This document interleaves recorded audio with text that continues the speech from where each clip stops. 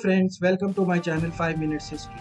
In this video, I bring you the story of the Hindu genocide, the systematic targeting, persecution, and extermination of Hindus in what is now Bangladesh.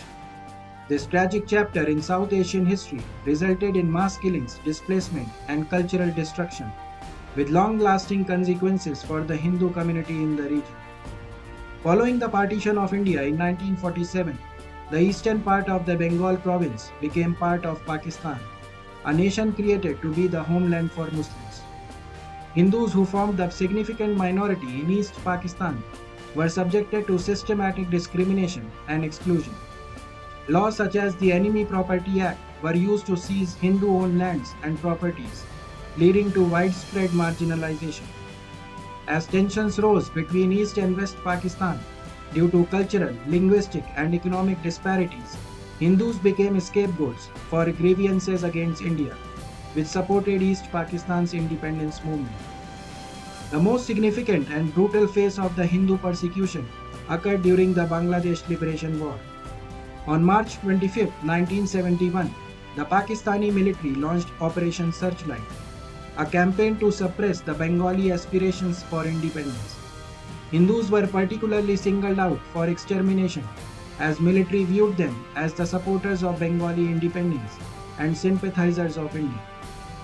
West Pakistani elites believed that the sacrifice of Hindus was needed to fix the national malice and saw this as an opportunity to exterminate East Pakistan's Hindu population. Pakistani army moved through villages and specifically asked for places where Hindus lived before burning them down. Hindus were identified by checking circumcision or by demanding the recitation of Muslim prayers before being butchered. Prominent Hindu sites including the Jagannath Hall, a hostel for Hindu students on the Dhaka University campus, and the Ramna Kali Mandir were targeted and hundreds of Hindus were killed. During the 9-month-long conflict that followed, Pakistani soldiers and local pro-Pakistani militias killed about 3 million Bengalis and raped about 400,000 Bengali women in a systematic campaign of mass murder and genocidal sexual violence, which came to be known as the Bangladesh Genocide.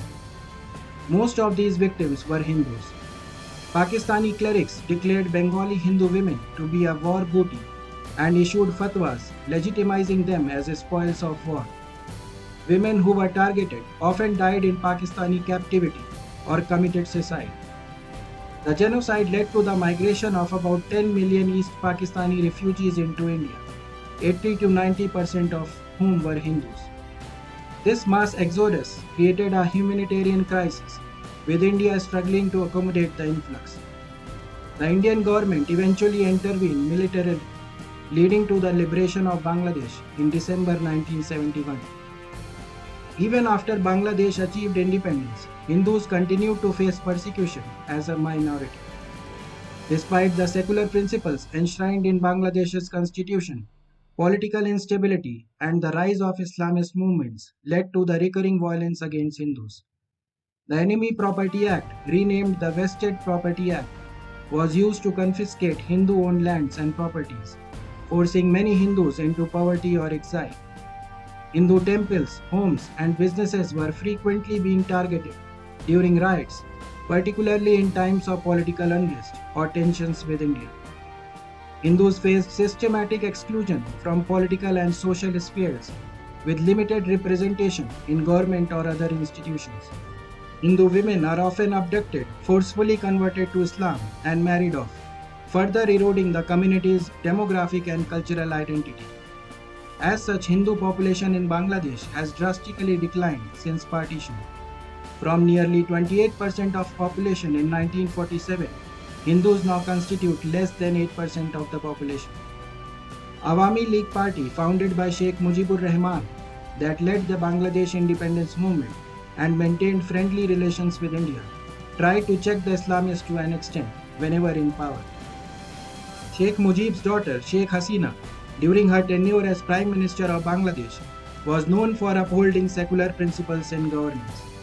But since her ouster as Prime Minister in mid-2024, violence against Hindus has again surged significantly.